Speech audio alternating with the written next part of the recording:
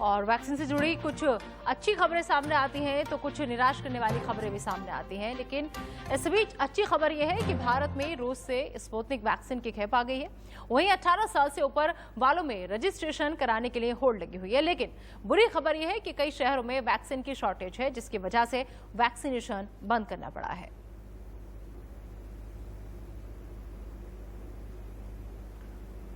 तो लगातार इस तरह की खबरें सामने आ रही हैं कि कभी अच्छी खबर सामने आती है तो कभी बुरी खबर सामने आती है। फिलहाल ये 4 तस्वीरें आपके टीवी स्क्रीन पर, जहां पहली तस्वीर में आप देखिए कि कैसे भारत स्पुतनिक आ चुकी है, रायपुर पहुंची है कोविशील्ड। इसके अलावा मुंबई में वैक्सीन की भारी कमी देखी जा रही है और इस किल्लत को देखते हुए पुणे में फिलहाल वैक्सीन सेंटर को बंद करना पड़ा है।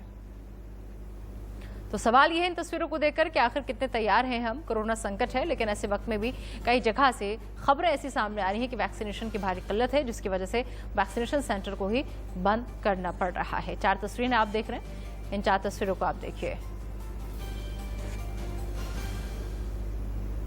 महाराष्ट्र के बीड में वैक्सीनेशन सेंटर के बाद इस कदर अफरा तफरी हो गई कि पुलिस को लाठियां फटकारनी पड़ी हैं। वैक्सीन खत्म होने के बाद हालात इस कदर खराब हैं कि कई वैक्सीनेशन सेंटर को बंद करना पड़ा है। बीड के येलम में टीकाकरण कराने आए लोगों की भारी भीड़ जुट गई, जिसे कंट्रोल करने के लिए पुलिस को लाठियां फटकारनी पड़ी। तो वैक्सीन सेंटर पर जुटे लोगों पर पुलिस को लाठियां भाजनी पड़ी। बीड महाराष्ट्र की तस्वीरें आप देख रहे हैं, जहां पर आप देखिए कि वैक्सीनेशन सेंटर के बाद अफरा तफरी हो गई कि पुलिस को लाठियां फटकारनी पड़ी। वैक्सीन खत्म हो गई थी यहां पर, और वैक्सीन खत्म होने के बाद हालात इस कदर खराब हुए कि कई वैक्सीनेशन सेंटर को बंद करना पड़ा है।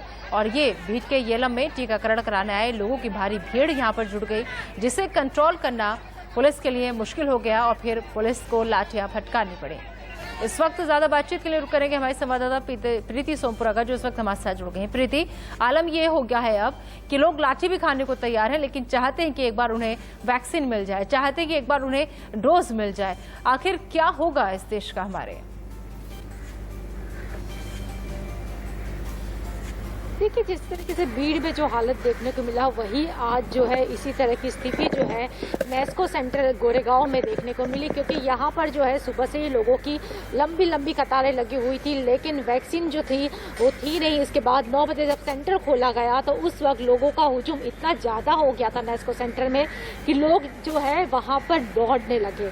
तो ये सितम जो है महाराष्ट्र का है, ये जो तस्वीरें आ रही है महाराष्ट्र की आ रही है। इसी बीच महाराष्ट्र सरकार ने आज 3 बजे अहम बैठक बुलाई है। मुख्यमंत्री उद्धव ठाकरे के नेतृत्व में ये मीटिंग होने वाली है, जिसमें यह फैसला लिया जाएगा कि क्या 1 मई से वैक्सीन का ये ड्राइव जो है 18 साल की उम्र के ऊपर के लोगों के लिए उनके लिए शुरू किया जाए या ना किया जाए।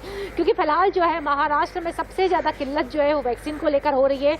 महाराष्ट्र सरकार ने साफ तौर पर कहा है कि अगर 18 साल के ऊपर के लोगों को वैक्सीन देनी है तो 12 करोड़ वैक्सीन उनके पास होनी चाहिए। लेकिन सीरम इंस्टीट्यूट का कहना है कि इतनी वैक्सीन की सप्लाई वो नहीं कर सकते। ऐसे में अब महाराष्ट्र सरकार को फैसला लेना है कि क्या 1 मई से जो है ये वैक्सीनेशन का जो दूसरा पड़ाव है वो शुरू किया जाए या ना किया जाए। 18 साल की उम्र के ऊपर के लोगों को वैक्सीन दिया जाए या ना दिया जाए। क्योंकि फिलहाल जो सिचुएशन है उसके मुताबिक मुंबई के बीकेसी सेंटर में भी जो है वैक्सीन खत्म होने के लिए आई है, और यहाँ तक कि जितनी भी प्राइवेट अस्पताल में जो वैक्सीन मिल रही थी उसको सरकार ने बंद कर दिया है। करीब कितने सेंटर्स अभी ऐसे हैं जहां पर वैक्सीनेशन के काम को पूरी तरीके से बंद कर दिया गया है? इस बारे में कोई जानकारी प्रीति? देखिए, अगर बात करें तो उनका कहना है कि उनके पास जो है सिर्फ दिन के 5000 डोज ही आए थे और ये जो है पर्याप्त नहीं है। अगर बात करें बीकेसी सेंटर की तो वहाँ रोजाना 7000 से 8000 लोग जो है इकट्ठा हो जाते हैं। लेकिन 5000 डोज आने के कारण ही जो है अब उन्होंने जो है जो सेकेंड डोज जो लोग लेने के लिए आए थे उनको ही देना शुरू किया है। पहले डोज वाले को लोगों को कहा है कि थोड़ा इंतजार करने के लिए। तो यही जो तस्वीरें हैं अलग अलग जगह पे ऐसा ही है। कोवैक्सीन जो है वो वैक्सीन नहीं आ रही है। इसके चलते मुंबई के जे अस्पताल में जो है फर्स्ट डोज कोवैक्सीन का नहीं दिया जा रहा है, बल्कि जो सेकेंड डोज है वही दिया जा रहा है।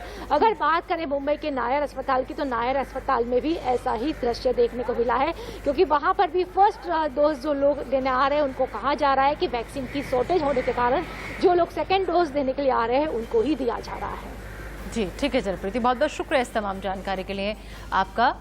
तो हर तरफ इस वक्त हाहाकार मचा हुआ है। आलम ये हो चुका है वैक्सीनेशन नहीं हो रही है तो वैक्सीन सेंटर बंद करने पड़ रहे हैं। तो एक तरफ उत्तर प्रदेश में भी कोरोना से हाहाकार है, तो वहीं दूसरी तरफ सहारनपुर में जिला अस्पताल को ही बारात घर बना दिया गया है।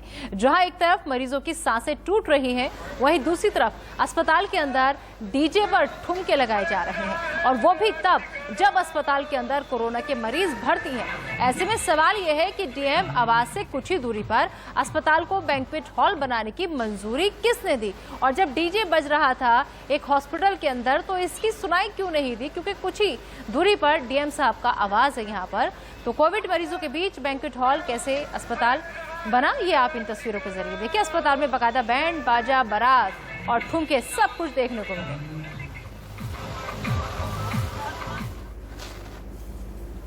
और अगली खबर मध्य प्रदेश के दमोह से है, जहां इलाज के अभाव में एक महिला ने दम तोड़ दिया और उसके बाद उसके शव के लिए परिजनों को शव वाहन तक नहीं मिला, जिसके बाद परिजनों को शव हाथ ठेले पर रखकर ले जाना पड़ा अपने हाथों में। इससे पहले पीड़ित महिला को जिला अस्पताल में भर्ती करने के लिए जो एम्बुलेंस दी गई उसके 5,000 रुपये मांगे गए, लेकिन परिजन पैसे का इंतजाम नहीं कर पाए। जैसे तैसे अस्पताल महिला को लेकर तो पहुंचे, लेकिन तब तक बहुत देर हो चुकी थी।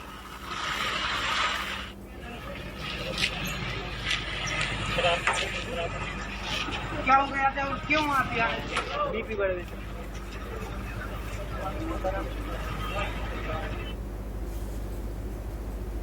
वैश्विक महामारी की वजह से एमपी के छतरपुर में लगाए गए कोरोना कर्फ्यू के चलते वाहन उपलब्ध नहीं हो पाने की वजह से एक आदिवासी परिवार ने अपने इकलौते चिराग को खो दिया।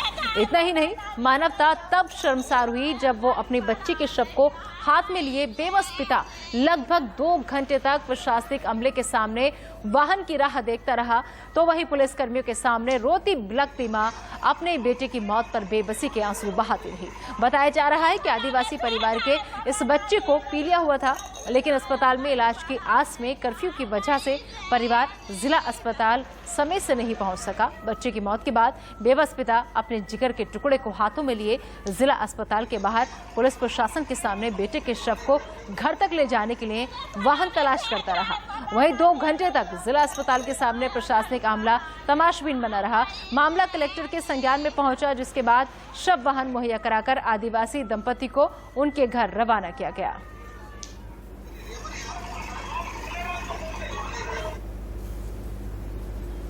तो इधर हर तरफ सांसों पर संकट है, लेकिन उधर इस दौर में भी कुछ लोग यमराज बन चुके हैं, जो लोगों की सांसों के लिए कालाबाजारी कर जमकर वसूली कर रहे हैं। मुंबई पुलिस ने सीसीटीवी की मदद से रेमडेसिविर की चोरी करने वाले एक आरोपी को गिरफ्तार किया है। पुलिस का कहना है कि आरोपी बांद्रा और बोरीवाली इलाके में दवाओं की दुकानों से चोरी करता था।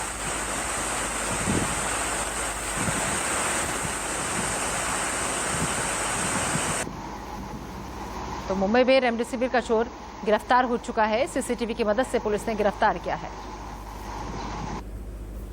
19 तारीख को एक तकरार यहाँ पुलिस स्टेशन में आई थी कि हमारी दुकान फोड़ी गई है उसको, और उसमें से कुछ चीज़ें गायब है। तो तभी हमारी डिटेक्शन टीम जिसको लीड कर रहे थे सूर्यकांत पवार, और उसकी टीम ने सारी सीसीटीवी फुटेज चेक की पहले कांदिवली पुलिस स्टेशन की। तो उसमें देखा कि एक रिक्शा का इस्तेमाल किया गया है आने के लिए। वो 25 तारीख को वो रिक्शा हमने हमारे ताबे में लिया और आरोपी पकड़ा गया।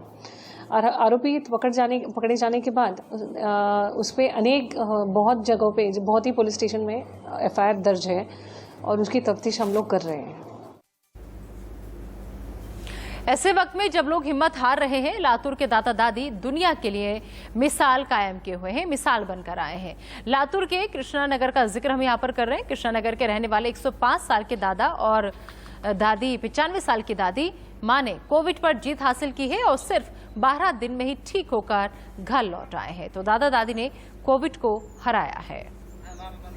तो लातूर महाराष्ट्र से ये हम खबर सामने, 105 साल की उम्र में दादा ने कोरोना को मात दी और 95 साल की उम्र में दादी ने भी कोरोना को हराया और दोनों दादा दादी कोरोना से जंग जीतकर अपनों के बीच वापस आ गए।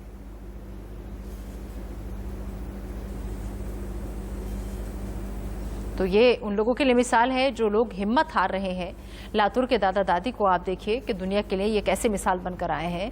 दरअसल ये लोग 105 साल के दादा की उम्र है और 95 साल दादी की उम्र है, लेकिन इन दोनों ने कोविड पर जीत हासिल की और सिर्फ 12 दिन में ही ठीक होकर घर लौट आए।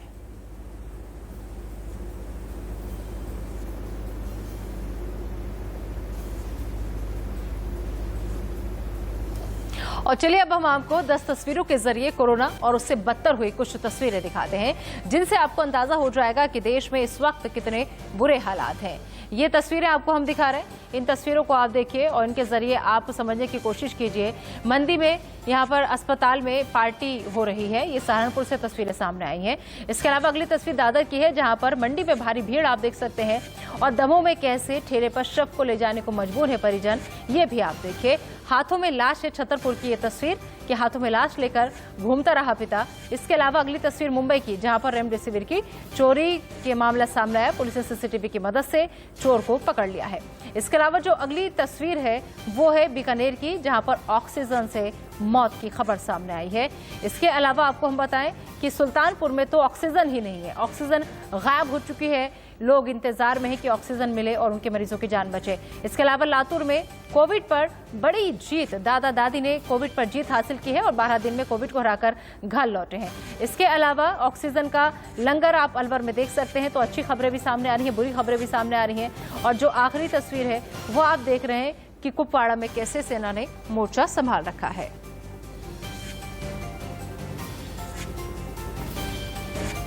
तो 10 तस्वीरें आपको हमने दिखाई, उनके जरिए आपको समझाया हमने कि आप हालात का अंदाजा कीजिए कि देश में कितने बुरे हालात हैं। और फिलहाल ये 4 तस्वीरें आपको हम दिखा रहे हैं, ये इन 4 तस्वीरों को आप देखिए और इन 4 तस्वीरों को आप देखेंगे कि ऑक्सीजन संकट को दूर करने के प्रयास भी लगातार किए जा रहे हैं। 4 तस्वीरें जो अभी हम आपको दिखा रहे हैं, जहां बीकानेर, सुल्तानपुर, लखनऊ और जयपुर की ये तस्वीरें। बीकानेर की अगर हम बात करें तो बीकानेर का एक वीडियो वायरल हो रहा है जिसमें ऑक्सीजन की कमी से लोग तड़पते दिख रहे हैं। वहीं दूसरी तस्वीर यूपी के सुल्तानपुर से, जहां अस्पताल में ऑक्सीजन खत्म होने के बाद डॉक्टर्स अस्पताल से रफू चक्कर हो गए। तीसरी तस्वीर लखनऊ से, जहां 3 दिनों से लोग ऑक्सीजन के इंतजार में खड़े हैं। वहीं जयपुर में ऑक्सीजन की कमी से 4 मरीजों की मौत हो गई। तो बीकानेर, सुल्तानपुर, लखनऊ और जयपुर की ये 4 तस्वीरें आपकी टीवी स्क्रीन पर। इसके अलावा अगली जो तस्वीर आप देख रहे हैं वो आप देखिए दिल्ली, वाराणसी, इंदौर और ग्वालियर की। तो देश में संकट की इस घड़ी में ऑक्सीजन की कालाबाजारी भी जोरों पर है। दिल्ली में जहां रेमडेसिविर के लिए कतारें लगी हुई हैं, वाराणसी में रेमडेसिविर की कालाबाजारी करने वाले शख्स को गिरफ्तार किया गया है। इंदौर की बात करें, इंदौर में रेमडेसिविर के 400 नकली इंजेक्शन के साथ एक आरोपी को गिरफ्तार किया गया है। दिल्ली के पंजाबी बाग में ऑक्सीजन सिलेंडर की कालाबाजारी करते हुए 2 लोग अरेस्ट किए गए हैं। वहीं ग्वालियर में प्लाज्मा की कालाबाजारी करने वाले 2 लोग गिरफ्तार किए गए हैं।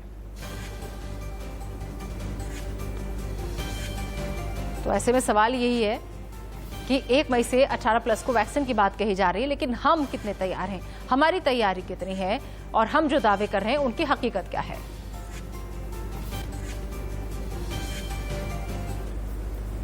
इस बीच आपको बता दें कि 5 राज्यों में किसकी सरकार, बंगाल में कौन पड़ेगा किस पर भारी। देखिए आज शाम 5 बजे से इंडिया न्यूज का सबसे बड़ा और सबसे सटीक एग्जिट पोल शाम 5 बजे से लगातार।